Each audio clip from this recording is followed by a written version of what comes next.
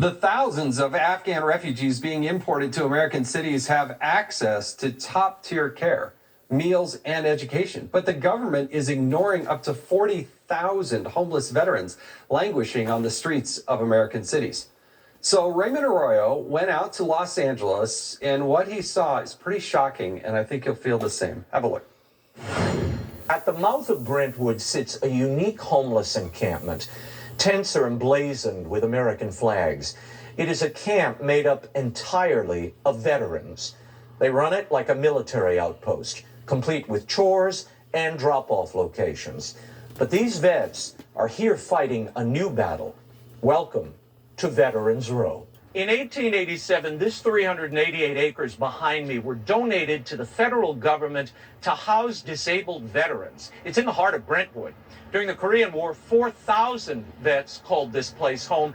But since then, it's hosted a parrot park, a UCLA baseball diamond, even a dog park.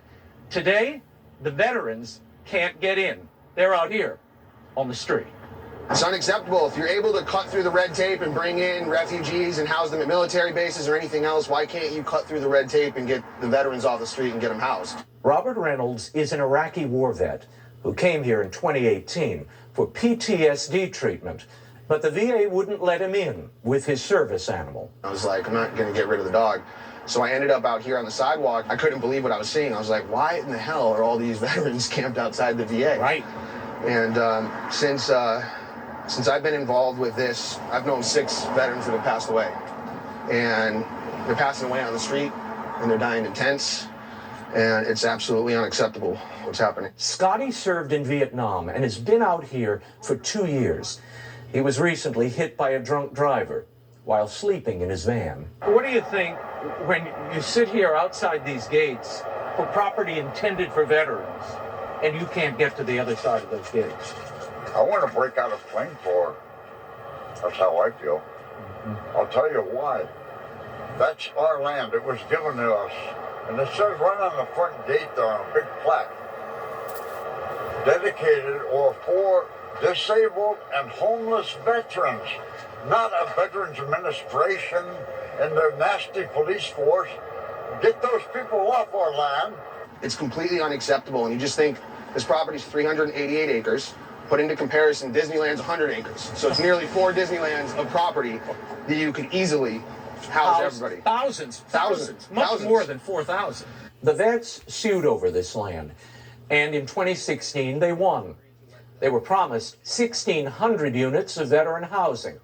So far, they have exactly 54 units behind the gates at the Los Angeles National Veterans Park. I'm just looking for an apartment out here. I don't really even want to go in there. This is the 33rd Congressional District. This is Congressman Ted Lieu's district. In the last 2 years, Congressman Ted Lieu does not answer anybody that requests help or services from this location.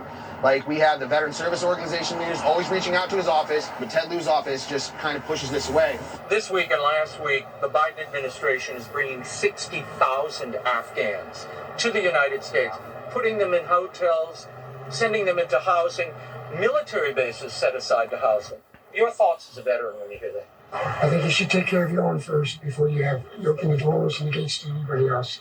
But they need to focus on us that have been there and have helped, that have given our lives, and that are still willing to give. They fought for the country, and this is just, it's unacceptable that they're living in these conditions. Franklin is a Vietnam War vet. America got the heart and they got the money, they can do that. And take care of us first, because you never know. We might have to just pay the coast tomorrow. Heart-wrenching story, Raymond Arroyo. Well done. That's it. We all need to see that. Fox reached out to the Veterans Administration in Los Angeles for answers, and they told Fox staff has been in regular contact with the 45 veterans who live along San Vicente Boulevard. We have food services, supplies, and hygiene resources for our veterans. A weak attempt, just pathetic.